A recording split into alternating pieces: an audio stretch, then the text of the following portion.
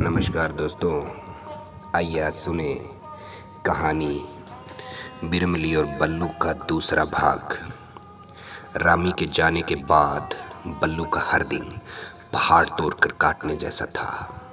रात को थक हार कर घर लौटने पर देर रात तक बच्चों के लिए भोजन का इंतजाम करके सोए बल्लू को भोर की मीठी नींद ऐसी लगी कि धूप चढ़ने पर ही हड़बड़ाकर जागा।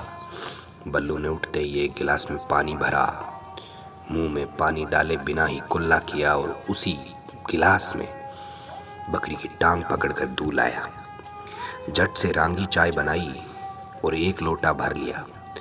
पास में सो रहे नन्हे बालकों से बोला, छोरो बैठा हो जो। उसकी आवाज में किसी तरह की कोई इमोशन नहीं थी।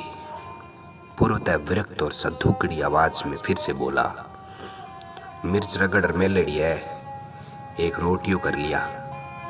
अपने जीवन की टूटी नैया के उधेड़ बुन में खोया बल्लू बकरियां लेकर दूर जाता हुआ मुख्य गली में प्रवेश करता हुआ एक बार पुनः बोला, अर्जुन पड़ती का लांपो ना लगा दिया। जानबूझकर चह चह कर गांव वालों को चिढ़ाने वाला बल्लू आज लेट बकरियां ले जाने के अपराध बोध से चुपचाप अपने जिनावरों के पीछे चला जा रहा था। वह चाहता था कि आज उसकी बकरियों के गले में बंधे टोकर नहीं बजे और वह बिना किसी की नजर में आए निकल जाए। पर गांव के आखिरी छोर तक घरों से, दीवारों से, छत से, मेड़ी से, चौकी से, तिबारी से, बाड़े से, छपरे से, आंगन से झांकती न जाने कितनी आंखें उसके सीने में चुभन का एहसास देती वो चुपचाप घूरती न। उसे गांव से अथाह शिकायतें थी। उसे कभी अब गांव अपना लगा ही नहीं और उसे कभी गांव की परवाह भी नहीं रही थी।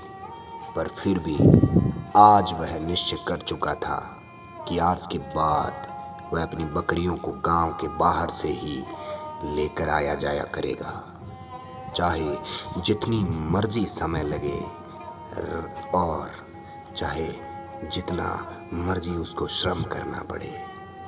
रामी के जाने के बाद तो उसकी गांव से विरक्ति और बढ़ने लगी थी। जैसे जैसे गांव और उसका कोलाहल दूर होता जा रहा था, बल्लू को अपना आत्मविश्वास पुनः प्राप्त हुआ जा रहा था और माछराड़ी जोड़ी के दाएं से रेत के टीले का सीना चीर कर निकलते मार्ग से सीधा आगे निकलकर सामने भांकड़ी और बेकरिए के विस्तृत खेतों में उसने अपनी बकरियों को प्रवेश करा दिया।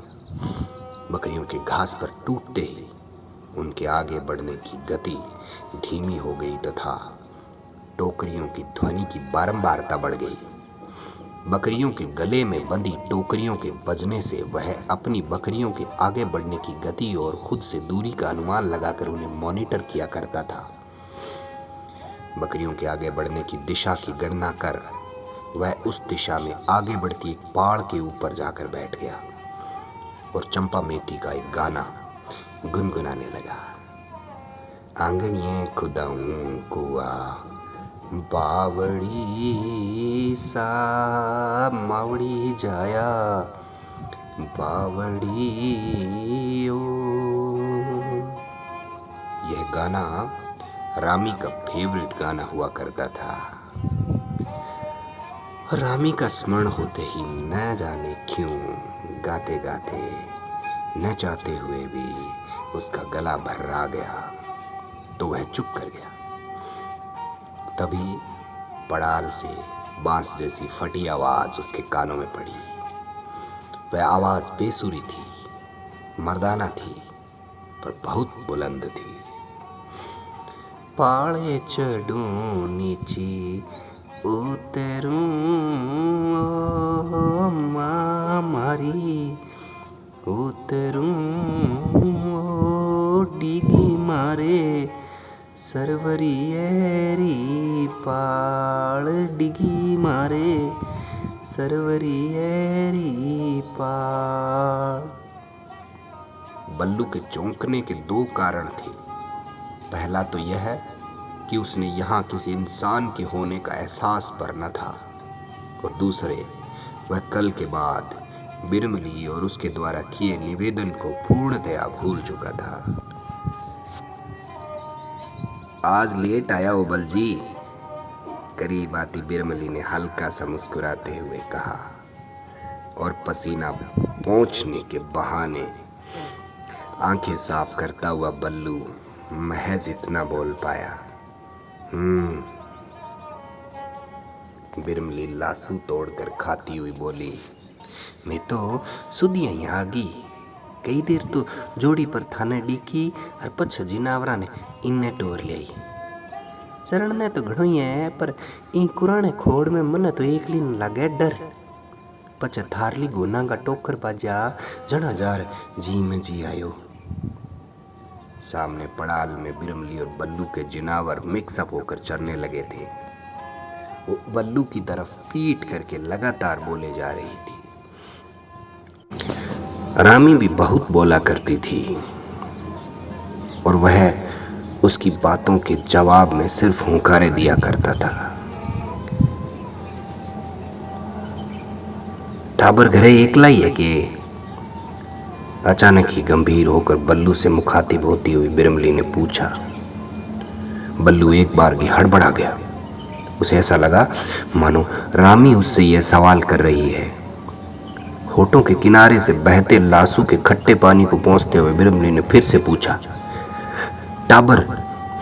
हाँ हाँ हाँ घरे ही है। बिरमली ने अपना अगला सवाल किया, तो बांगी रोटी? बल्लू के लिए यह सब जवाब देना भारी पड़ रहा था। फिर भी वह दूर देखते हुए बोला, मिर्च रगड़ेड़ी है, आप ही बना ले सी। बिरमली लगभग डैश में आते हुए बोली, अरे थारी रोटी? इस पर बल्लू कुछ नहीं बोला, बल्कि टालने हेतु जोर से अपने जिनावरों को ललकारते हुए बोला, चा चा थारो धनी मर्जे था। कुछ क्षण के बाद बल्लू ने बिरमली की तरफ देखा तो वह उसे घूर कर देखे जा रही थी। पहली बार उसकी नजर मिली तो वह झेंप कर दूसरी तरफ देखने लगा। बिना रोटी खोड़ में के डली लेना आयो? वह पीछा छोड़ती दिख नहीं रही थी। बल्लू को कुछ समझ में नहीं आया तो उसने अपना आपा खोते हुए अपने चिर परिचित अंदाज में बोला, तन्ने के लेना देनो है, तू तेरी गोना मतलब राख, ज्यादा बडेर चार करने की जरूरत को नहीं। बिरमली के तो गुस्सा नाक पर ही रहता था। वह तुनक कर बोली, मन ने तो की लेना देना को नहीं, मेरे बाऊ ते दूड़ खाओ बलाएं। कहते हुए अपनी डांग और जोड़ा उठा लिया। गुस्से में उसकी नाक सिकुड़ जाती है, हाथ तेज हिलते हैं और एकदम मोटियार की तरह चलने लगती है। बिना पीछे मुड़कर देखे वह सामने वाली छोटी पड़ाल पर उगे कूमठे तले चली गई। दूर बैठी बिरमली को देखकर बल्लू को अपनी बदतमीजी के लिए थोड़ा अपराध बोध तो था, पर वह चुप बैठा था। दोनों में से किसी ने भी झगड़ा होने के बावजूद भी अपने अपने जिनावरों को अलग करने का प्रयत्न किया नहीं था। आगे जारी रहेगा दोस्तों। धन्यवाद।